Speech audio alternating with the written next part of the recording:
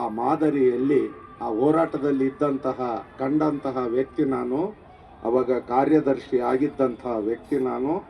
ಅದೇ ಮಾದರಿಯಲ್ಲಿ ಮುನ್ನಡೆಯಬೇಕು ಅಂತ ನಮ್ಮೆಲ್ಲ ಸ್ನೇಹಿತರಿಗೆ ಮನವೊಲಿಸಿದ್ರಿಂದ ಅವರು ಆ ದಾರಿಯಲ್ಲಿದ್ದಾರೆ. ನಾವು ಅತ್ಯಂತ ಶಾಂತಿಯುತವಾಗಿ ಹೋರಾಟ ಮಾಡ್ತಾ ಇದ್ದೇವೆ. ಹಿರೇಬಗನಾಳದಲ್ಲಿ ಶಾಲೆಗೆ ಹೋದರೆ ಒಂದು ಮಗು ತನ್ನ ಪ್ಯಾಂಟನ್ನು ಎತ್ತಿ ತೋರಿಸಿ ತನಗಾದ ಚರ್ಮ ರೋಗವನ್ನು ತೋರಿಸಿತು ಮಗು ಸ್ವಾಮಿಗಳಿಗೆ.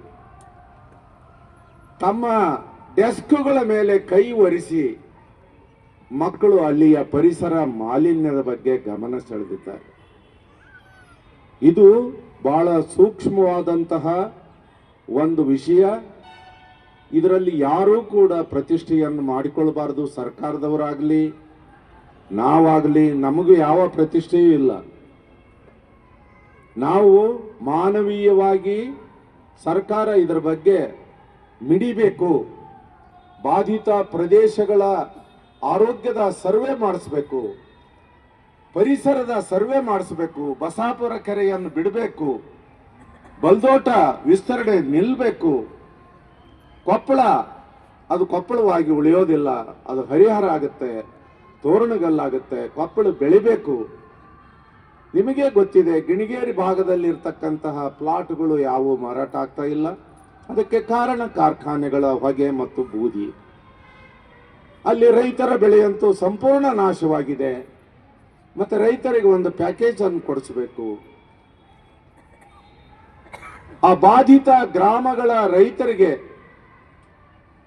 ಉಚಿತ ದೊಡ್ಡ ದೊಡ್ಡ ದವಾಖಾನೆಗಳಲ್ಲಿ ಅವರಿಗೆ ಉಚಿತವಾದಂತಹ ಚಿಕಿತ್ಸೆ ಸಿಗುವಂತೆ ವ್ಯವಸ್ಥೆ ಮಾಡಬೇಕು. ಇವು ನಮ್ಮ ಮಾನವೀಯವಾದಂತಹ ಬೇಡಿಕೆಗಳೇ ಹೊರತು ನಮಗೆ ಯಾವ ಪ್ರತಿಷ್ಠೆಯೂ ಕೂಡ ಇಲ್ಲ. ನಾವು ಅತ್ಯಂತ ಕಳಕಳಿಯಿಂದ, ಪ್ರೀತಿಯಿಂದ, ವಿಶ್ವಾಸದಿಂದ, ಗೌರವದಿಂದ ಶಾಸಕರನ್ನು, ಇಲ್ಲಿರ್ತಕ್ಕಂಥ ರೈತ ಸಂಘದ ಅಧ್ಯಕ್ಷರನ್ನು, ನಮ್ಮ ಎಲ್ಲ ಲೇಖಕರನ್ನು, ಇಲ್ಲಿ ನಮಗೆ ಬೆಂಬಲಿಸಲಿಕ್ಕೆ ಬಂದಿರತಕ್ಕಂಥ ಎಲ್ಲ ಬಂಧುಗಳಲ್ಲಿ ನಮ್ಮ ಕಳಕಳಿಯ ಪ್ರಾರ್ಥನೆ ಇದು. ನಾವು ಮಾನವೀಯ ದೃಷ್ಟಿಯಿಂದ ಇದನ್ನು ನೋಡ್ರಿ, ಮನುಷ್ಯ ಸಹಜವಾದ ದೃಷ್ಟಿಕೋನದಿಂದ ಇದನ್ನು ನೋಡ್ರಿ, ಬಗೆಹರಿಸ್ರಿ. ಇಲ್ಲಿ ಆಗಿರುವ ಒಂದು ತಪ್ಪು ಅಂದರೆ ಕಾರ್ಖಾನೆಗಳ ಕೇಂದ್ರೀಕರಣ. ಕಾರ್ಖಾನೆಗಳು ಒಂದೇ ಕಡೆ ಕೇಂದ್ರೀಕರಣ ಆದರೆ ಏನಾಗುತ್ತೆ ಅನ್ನುವುದು ಗಿಣಿಗೇರಿ ಅಲ್ಲಾನಗರ ಬಗನಾಳದಲ್ಲಿ ಆಗಿದೆ. ಒಂಟೆಯು ಡೇರೆಯಲ್ಲಿ ಹೊಕ್ಕರೆ ಡೇರೆ ಹಾಳಾಗಿ ಹೋಗುತ್ತೆ. ಹಾಗೆ ಕಾರ್ಖಾನೆಗಳೆಂಬ ಈ ಒಂಟೆಗಳು ಊರು ಎನ್ನುವ ಡೇರೆಯ ಒಳಗೆ ಪ್ರವೇಶ ಮಾಡಿಬಿಟ್ಟಿವೆ. ಅಲ್ಲಿಯ ಜನರ ಬದುಕು ಸಂಪೂರ್ಣ ನಾಶ ಆಗಿದೆ. ಆದ್ದರಿಂದ ಇದನ್ನು ಮುಖ್ಯಮಂತ್ರಿಗಳಿಗೆ ನೀವು ತಿಳಿಸಬೇಕು. ನಾವು ವಿನಂತಿ ಮಾಡ್ತೀವಿ, ಒತ್ತಾಯ ಮಾಡ್ತೀವಿ. ಮುಖ್ಯಮಂತ್ರಿಗಳು ಕೂಡ ನಮಗೆ ಅಪರಿಚಿತರಾದವರೇನು ಅಲ್ಲ. ಲೇಖಕರ ಬಗ್ಗೆ ಅವರಿಗೆ ಪ್ರೀತಿ, ವಿಶ್ವಾಸ, ಗೌರವಗಳಿವೆ.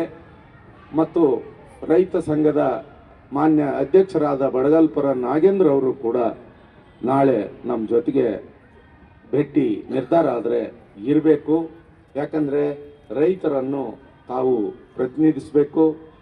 ಯಾಕಂದರೆ ಮುಖ್ಯ ಸಮಸ್ಯೆಯೇ ಅಲ್ಲಿ ರೈತರ ಸಮಸ್ಯೆಯಾಗಿರೋದ್ರಿಂದ, ಗ್ರಾಮಗಳ ಸಮಸ್ಯೆ. ಅಂಥ ಸಮಸ್ಯೆ ಬಲ್ದೋಟ ವಿಸ್ತರಣೆಯಾದರೆ ಕೊಪ್ಪಳಕ್ಕೂ ಕೂಡ ಬರ್ತದೆ. 54,000 ಕೋಟಿ ರೂಪಾಯಿಯಲ್ಲಿ ಅದು ವಿಸ್ತರಣೆ ಆದರೆ ಕೊಪ್ಪಳ ಉಳಿಯೋದಿಲ್ಲ, ಕೊಪ್ಪಳ ಬೆಳೆಯೋದಿಲ್ಲ. ಕೊಪ್ಪಳ ಐತಿಹಾಸಿಕವಾಗಿ ತುಂಬ ಪ್ರಸಿದ್ಧವಾದಂಥ ಊರು. ಅದರ ಬಗ್ಗೆ ಬಹಳ ಒಳ್ಳೊಳ್ಳೆಯ ಮಾತುಗಳಿವೆ. ಅದನ್ನೆಲ್ಲ ನಾನು ಈಗ ಹೇಳುವಂತಹ ಸಮಯ ಖಂಡಿತ ಅಲ್ಲ ಅಂತ ಹೇಳಿ, ನಾಳೆ ಶಾಸಕರು ಮುಖ್ಯಮಂತ್ರಿಗಳ ಜೊತೆಯಲ್ಲಿ ಭೇಟಿಯನ್ನು ಮಾಡಿಸಬೇಕು. ಇವತ್ತು ಉಳಿದ ನಮ್ಮ ಸದಸ್ಯರು 2 ಬಸ್ಸುಗಳಲ್ಲಿ ಬಂದಿದ್ದಾರೆ. ಒಂದು ಬಸ್ಸಿನಲ್ಲಿ ಮಹಿಳೆಯರು, ಇನ್ನೊಂದು ಬಸ್ಸಿನಲ್ಲಿ ಪುರುಷರು ಇದ್ದಾರೆ. ಅವರು ಇವತ್ತು ಸಂಜೆ ಹೊತ್ತು ಧರಣಿ ಸತ್ಯಾಗ್ರಹವನ್ನು ಮುಗಿಸಿ ವಾಪಸ್ ಹೋಗ್ತಾರೆ. ಕೆಲವು ಪ್ರಮುಖರು ಉಳಿದುಕೊಂಡು ನಾವು ಈ ಹೋರಾಟವನ್ನು ಅಂದ್ರೆ ಮಾನ್ಯ ಮುಖ್ಯಮಂತ್ರಿಗಳನ್ನು ಭೇಟಿಯಾಗ್ತಕ್ಕಂಥ ಕೆಲಸವನ್ನು ಮಾಡ್ತೀವಿ ಅಂತ ತಮ್ಮ ಎದುರಿಗೆ ಹೇಳಿ. ಯಾಕಂದ್ರೆ ಈ ಊರಿನಲ್ಲಿ ಇಷ್ಟು ಜನರನ್ನು ಉಳಿಸಿಕೊಳ್ಳುವಂಥ ಶಕ್ತಿ ನಮಗಿಲ್ಲ. ನಿಮ್ಗೆ ಗೊತ್ತಲ್ಲ, ವಸತಿ ಹಾಗೆ ಬರುವಾಗ ನೀವೆಲ್ಲ ಸಿದ್ಧಗಂಗಾದಲ್ಲಿ ಸ್ನಾನ ಮಾಡಿ ಅಲ್ಲಿ ಸ್ವಾಮಿಗಳು ಕೊಟ್ಟಂಥ ಉಚಿತ ಪ್ರಸಾದವನ್ನು ಸೇವಿಸಿ ನೀವು ಬಂದಿದ್ದೀರಿ. ಭಾಳ ಅಂದರೆ ಇಲ್ಲಿ ಒಂದು ಊಟದ ವ್ಯವಸ್ಥೆ ಆಗಿದೆ ಮತ್ತು ಇನ್ನೊಂದು ಊಟದ ವ್ಯವಸ್ಥೆಯೂ ಕೂಡ ಇದೆ. ದೊಡ್ಡ ಸಂಖ್ಯೆ ಆದಾಗ ನಾವೆಲ್ಲ ಮಧ್ಯಮ ವರ್ಗದವರು, ಬಡವರು ಈ ಹೋರಾಟದಲ್ಲಿ ಜಾಸ್ತಿ ಇದ್ದಾರೆ. ಹಾಗೆ ನೋಡಿದರೆ ಕೋಟಿಗಟ್ಟಲೆ ದೊಡ್ಡ ಮನೆಗಳನ್ನು ಕಟ್ಟಿಕೊಂಡಿರ್ತಕ್ಕಂಥವ್ರು, ಗವಿಶ್ರೀ ನಗರದಲ್ಲಿ ಇರ್ತಕ್ಕಂಥವ್ರು ಇದರ ಮುಂಚೂಣಿ ವಹಿಸಬೇಕಾಗಿತ್ತು.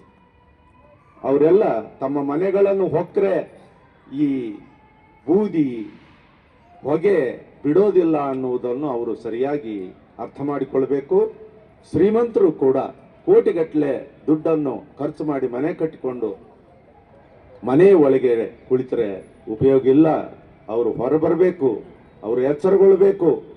ಈ ಪರಿಸರ ಹೋರಾಟ ಕೊಪ್ಪಳವನ್ನು ಉಳಿಸಬೇಕು, ಇಲ್ಲವೇ ಅಳಿಸಬೇಕು. ಎರಡರಲ್ಲಿ ಒಂದಾಗಬೇಕು. ಎರಡರಲ್ಲಿ ಒಂದೇ ಆಗೋದು. ಬಲ್ದೋಟ ಕಂಪನಿ ಹೋಗ್ಬೇಕು, ಇಲ್ಲವೇ ಕೊಪ್ಪಳ ಆದರೂ ಹೋಗ್ಬೇಕು. ಕೊಪ್ಪಳ ಹೋಗೋಕ್ಕಂತೂ ಸಾಧ್ಯ ಇಲ್ಲ. ಒಂದು ತಮಾಷೆಯ ಮಾತು ಹೇಳ್ತಾರೆ, ಅದನ್ನ ಹೇಳಿ ನಾನು ನಿಲ್ಲಿಸ್ತೀನಿ ಶಾಸಕರ ಎದುರಿಗೆ. ಒಂದ್ಸಲ ಬಲ್ದೋಟದ ಕಂಪನಿಯ ನಾಗೇಂದ್ರ ಅವ್ರೆ, ಬಲ್ದೋಟ ಕಂಪನಿಯ ಮಾಲೀಕರು ಬಂದ್ರಂತೆ ಗವಿಮಠಕ್ಕೆ. ಕಾರ್ನಾಗ ಬಂದ್ರು, ದೂರ ಗಾಳಿ ಮಾರ್ಗದಲ್ಲಿ ಬಹಳ ಹತ್ತಿರಿದೆ ಅವ್ರ ಕಾರ್ಖಾನೆ. ಕೊಪ್ಪಳದ ಗವಿಮಠಕ್ಕೆ ಸಮೀಪದಲ್ಲಿದೆ. ಅವ್ರು ಅಂದ್ರಂತ, ಅರೇ ಸ್ವಾಮೀಜಿ, ನಮ್ಮ ಕಾರ್ಖಾನೆ ಇಲ್ಲೇ ಐತೆ, ನಾಳೆ ನಿಮ್ಮ ಮಠ ಶಿಫ್ಟ್ ಮಾಡ್ಬೇಕಾಗತ್ತಾ ಅಂತಂದ್ರು. ನಾಳೆ ನಿಮ್ಮ ಮಠ ಶಿಫ್ಟ್ ಮಾಡ್ಬೇಕಾಗತ್ತೆ ಅಂತಂದ್ರು. ಇಂಥ ಧೋರಣೆ ಇದು ಸುಳ್ಳೋ ಸತ್ಯವೋ ಗೊತ್ತಿಲ್ಲ. ಇಂಥ ಒಂದು ಸುದ್ದಿ ಕೊಪ್ಪಳದ ಒಳಗಡೆ ಚಲಾವಣೆಯಲ್ಲಿ ಇದೆ. ಇದು ಸುಳ್ಳು ಸತ್ಯ ಗೊತ್ತಿಲ್ಲ.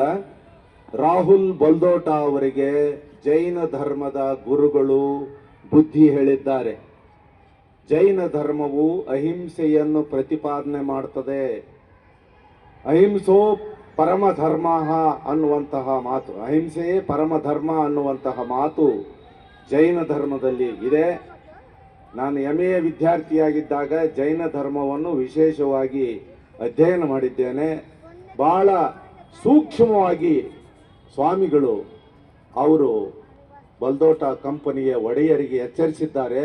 ಇಷ್ಟೆಲ್ಲ ಜನರಿಗೆ ಹಿಂಸೆಯನ್ನು ಕೊಟ್ಟು ನೀನು ಕಾರ್ಖಾನೆ ಮಾಡುವುದರಲ್ಲಿ ಯಾವ ಅರ್ಥವೂ ಇಲ್ಲ ಅನ್ನುವಂತಹ ಒಂದು ಸಂದೇಶವನ್ನು ಜೈನ ಧರ್ಮದ ಗುರುಗಳು ಪರಿಸರವೇ ಮುಖ್ಯವಾದ ಧರ್ಮ ಅನ್ನುವ ಬೋಧನೆಯನ್ನು ರಾಹುಲ್ ಬಲ್ದೋಟ ಅವರಿಗೆ ಮಾಡಿದ್ದಾರೆ. ಬಲ್ದೋಟ ಮಾಲೀಕರು ಎಚ್ಚರಗೊಳ್ಳಬೇಕು. ಇಲ್ಲದೆ ಹೋದರೆ ಬಹಳ ದೊಡ್ಡ ಒಂದು ಹೋರಾಟ ಕೊಪ್ಪಳದಲ್ಲಿ ಈ ಹಿಂದೆಯೂ ನಡೆದಿಲ್ಲ, ಮುಂದೆಯೂ ನಡೆದಿಲ್ಲ ಅನ್ನುವ ರೀತಿಯಲ್ಲಿ ಹೋರಾಟ ನಡೀತದೆ. ನಾವು ಹೋರಾಟವನ್ನು ಜನರಿಗೆ ಅತ್ಯಂತ ಜನಸಾಮಾನ್ಯರಿಗೆ ಮುಟ್ಟಿಸುವ ರೀತಿಯಲ್ಲಿ ಇನ್ನೂ ಕೂಡ ಕ್ರಮವನ್ನು ಕೈಗೊಳ್ಳಬೇಕಾಗ್ತದೆ. ಮಾನ್ಯ ಶಾಸಕರು ಮುಖ್ಯಮಂತ್ರಿಗಳಿಗೆ ಈ ವಿಷಯವನ್ನು ಸೂಕ್ಷ್ಮವಾಗಿ ಎಚ್ಚರಿಸಿ ವಿಸ್ತರಣೆಯನ್ನು, ಬಲ್ದೋಟ ವಿಸ್ತರಣೆಯನ್ನು ನಿಲ್ಲಿಸಬೇಕು. ಬಸಾಪುರ ಕೆರೆಯನ್ನು ಜನರಿಗೆ ಬಿಡುಗಡೆಗೆ ಮುಕ್ತಗೊಳಿಸಬೇಕು ಮತ್ತು ತುಂಗಭದ್ರಾ ನದಿಗೆ ಮಾಲಿನ್ಯದ ಕಾರ್ಖಾನೆಯ ಮಾಲಿನ್ಯದ ನೀರು ಹೋಗದಂತೆ ಕಟ್ಟಾಜ್ಞೆ ಮಾಡಬೇಕು ಮತ್ತು ಚರಂಡಿಯ ನೀರು ಸೇರದಂತೆ ಒಂದು ಯೋಜನೆಯನ್ನು ರೂಪಿಸಬೇಕು ಮತ್ತು 20 ಗ್ರಾಮಗಳ ಆರೋಗ್ಯ ಸರ್ವೆ ಮತ್ತು ಪರಿಸರದ ಸರ್ವೆ ಮಾಡಿಸಬೇಕು.